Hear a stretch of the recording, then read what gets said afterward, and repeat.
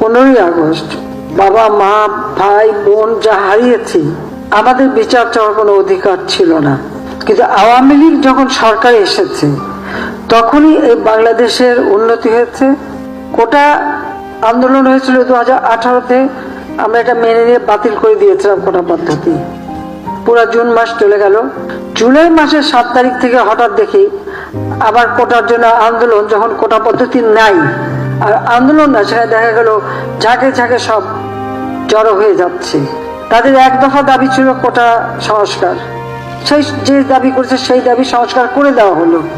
কিন্তু সেই সংস্কার করে দেওয়ার পরেও তাদের আন্দোলন থামে না, দাবি থামে না।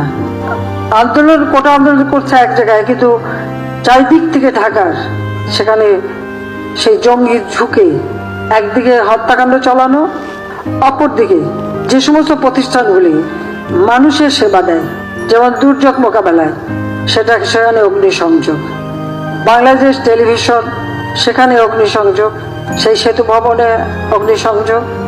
ডাটা সেন্টার, পিটিআরসি ভবন, যেখান থেকে পুরো ডিজিটাল সিস্টেমটা সারা বাংলাদেশে পরিচালনা করা হয়, স্যাটেলাইট থেকে যেখানে সমস্ত কিছু নিয়ন্ত্রণ করা হয়, সেটাকে আগুন দেওয়া হলো।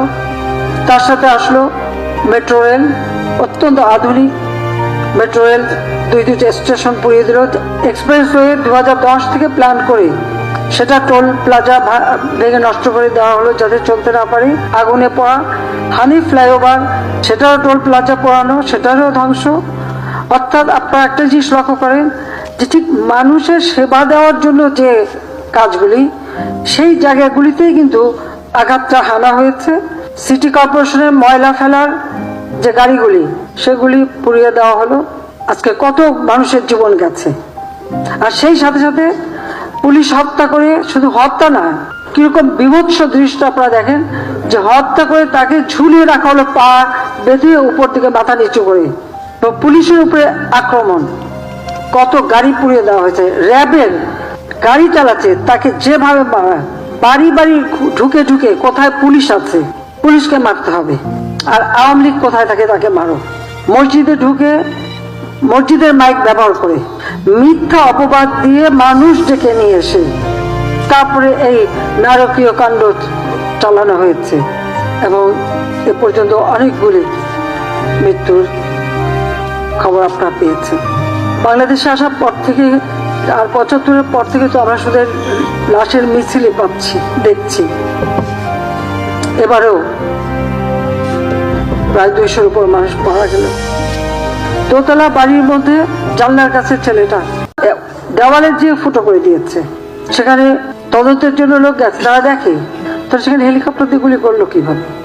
যখন পুলিশ আটকা পড়লে, যখন পৃথিবীতে এখানে আগুন দিচ্ছে একটা পর একটা, আমরা হেলিকপ্টার থেকে সেখানে পানি দিয়ে আগুন নেভাবার চেষ্টা করছি, কারণ ফায়ার ব্রিগেড যেতে পারে না। আমার সব থেকে আধুনিক ফায়ার ব্রিগেডের যে গাড়িগুলি সব পুড়িয়ে দিয়েছে, মানুষগুলিকে মেরে তাড়িয়ে দিয়েছে। তখন বাধ্য হয়ে হেলিকপ্টার থেকে আবার পানি দিয়ে সে আগুন নেভাতে চেষ্টা করলাম। সেই সময় আবার অনেক জায়গায় পুলিশ আটকা পড়লো, তার নিচে আগুন দিয়ে দিয়েছে, পুলিশ উপরে ছাদে বসে আছে, খবর দিল, আমরা হেলিকপ্টার দিয়ে তাদের উদ্ধার করলাম। শুধু পুলিশ কেন, অনেক জায়গায় বিভিন্ন বিল্ডিংয়ে যে সমস্ত কর্মকর্তারা আটকা পড়েছে, আমরা হেলিকপ্টার দিয়ে দিয়ে তাদেরকে উদ্ধার করেছি। একটা জিনিস গেলে আবার গড়ে তোলা যায়, কিন্তু একটা জীবন গেলে, প্রাণ গেলে তো আর ফিরে পাওয়া যায় না। আর যারা আপনজন হারিয়েছে, যে মা তার সন্তান হারিয়েছে, যে সন্তানরা বাবা হারিয়েছে, তাদের কষ্ট আর কেউ না বুঝুক, আমি তো বুঝি।